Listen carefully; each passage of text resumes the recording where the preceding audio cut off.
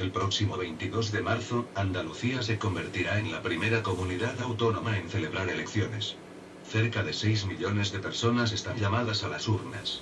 La cita, decidida tras la ruptura del pacto de gobierno entre el PSOE e Izquierda Unida en la comunidad, llevará a las urnas a cerca de 6 millones de personas. Sobre la mesa, los temas y problemas vividos en una región marcada por el desempleo, la tragedia en torno a las políticas migratorias, la vivienda y los recortes en servicios sociales. Recortes. Tijeras hasta en los contratos. Cuando a Sebastián, pediatra, le ofrecieron el primer contrato al 75%, decidió no aceptarlo. Le propusieron reducir su horario sin descargar proporcionalmente de las agendas de los médicos la parte proporcional de pacientes, obligándote a hacer mal tu trabajo. El Servicio Andaluz de Salud SAS lleva 3 años ofreciendo contratos de 75% de jornada a todo el personal. Ahora, con las elecciones a la vista, el SAS anuncia que va a acabar con esta modalidad. Pero Laura, matrona, nos cuenta que están ofreciendo contratos al 33% de jornada a 3 compañeras para el mismo puesto. Cuesta más caro al sistema, pero engaña a las encuestas diciendo que hay más gente trabajando, denuncia. Los recortes también se han notado en educación. El aumento de las horas lectivas de los docentes ha provocado que estos tengan menos dedicación por alumno y menos tiempo de atención a la diversidad, como comenta Javier, profesor de música. La protesta más visible en estos últimos años, con acampadas y encierros en colegios, ha sido la de los 4.502 profesores interinos despedidos por la Junta. Para Juan Antonio, uno de los profesores interinos, la reivindicación que subyace en toda la trayectoria del colectivo es la defensa de lo público ante los ataques del capital. Ante las elecciones andaluzas del 22 de marzo, Juan Antonio se muestra optimista, los partidos políticos son más receptivos, están más abiertos a aceptar propuestas. Desde la Marea Verde están preparando un plan de estabilidad destinado al personal interino. Desde el sector sanitario y el educativo, Sebastián y Javier coinciden en una petición al Parlamento y Gobierno autonómico que se forme esta primavera. Que se olviden de estructuras de partido y pongan en las consejerías a alguien con vocación, con trayectoria y reconocimiento científico y no político. Mujeres y trans. Las luchas feministas continúan. Las diferentes instancias gubernamentales han reducido los presupuestos en violencia de género, afirman desde el colectivo de mujeres supervivientes de violencias de género, y han hecho poco frente a la negación del derecho al aborto por parte del Partido Popular. Para este colectivo de mujeres, uno de los mayores ataques de la Junta de Andalucía es el desmantelamiento de la red de puntos de información para mujeres, que realizan una atención primaria en situaciones de maltrato, además de una gran labor de empoderamiento social para las mujeres. Según el Centro de Estudios Andaluces, el 19% de las personas mayores de 65 años en la comunidad está en situación de gran discapacidad, muy por encima de la media del resto de comunidades. Lejos de afrontar este problema, para Mercedes Figueroa, activista del colectivo Setas Feministas, de Sevilla, están dejando morir la ley de dependencia, causando una desprotección total de las personas dependientes y sus cuidadoras. Además, insisten en un régimen injusto de cuidados de las mujeres migrantes empleadas del hogar, el eslabón más débil de una cadena global de cuidados. Uno de los puntos positivos del último gobierno, según Demi Rodríguez, activista transfeminista y trabajador sexual, ha sido la Ley Integral de Identidad Trans, que ha supuesto un gran paso para la autonomía de las personas trans y sobre todo para apoyarlas cuando son pequeñas en los colegios. De cualquier modo, según Demi, a la ley le falta ponerse a funcionar bien, además de incidir en el tema laboral de las personas trans, donde todavía perviven muchos prejuicios. Tanto Demi como Mercedes también recuerdan la necesidad de controlar las campañas de igualdad de algunos consistorios, como el de la capital hispalense, que redundan en los estereotipos, incluso en la islamofobia. En el caso de la prostitución, Demi señala la necesidad de que los ayuntamientos dejen de multar a la clientela, pues al final la multa la pagamos nosotras. Migración.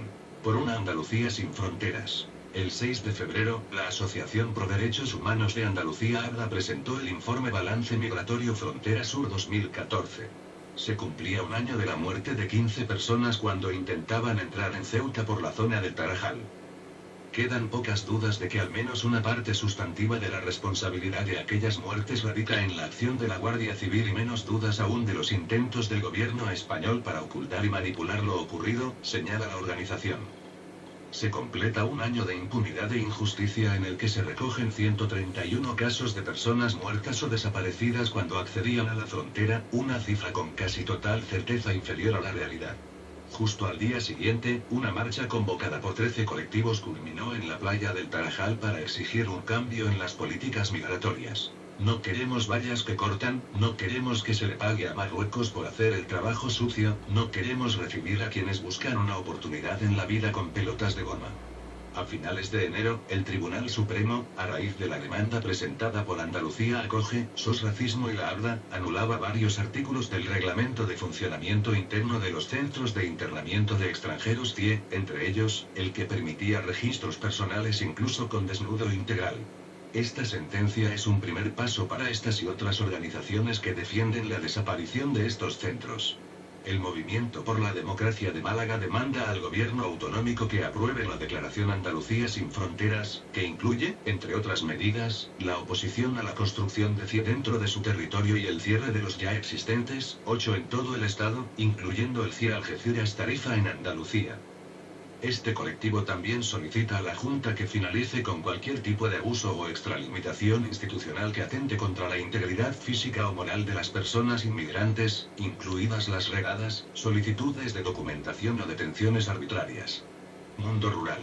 Romper con la élite agraria. Entre olvidos electorales y promesas rotas, el sector agrario se reparte entre familias poderosas, tradicionales latifundistas y, de forma creciente, corporaciones alimentarias que también controlan la distribución. Entre las 16 comarcas españolas con mayor presencia de sociedades mercantiles dueñas de tierras agrícolas, 10 se encuentran en Andalucía. La privatización de la tierra es una herida cada vez más profunda.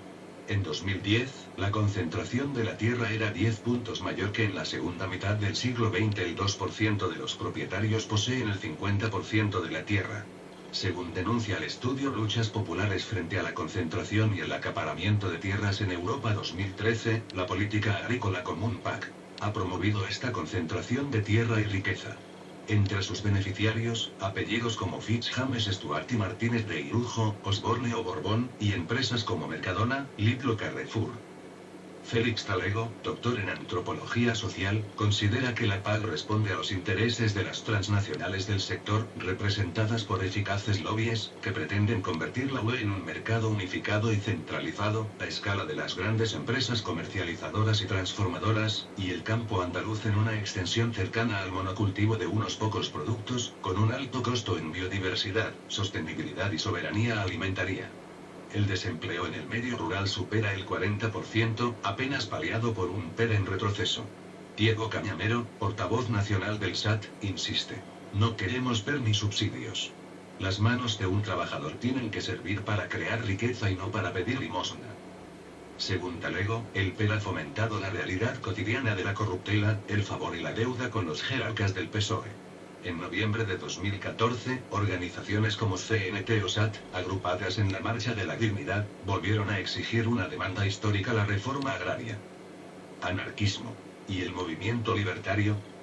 Las últimas elecciones autonómicas fueron las segundas con mayor abstención, 37,77%. Resulta difícil identificar qué porcentaje corresponde al movimiento libertario.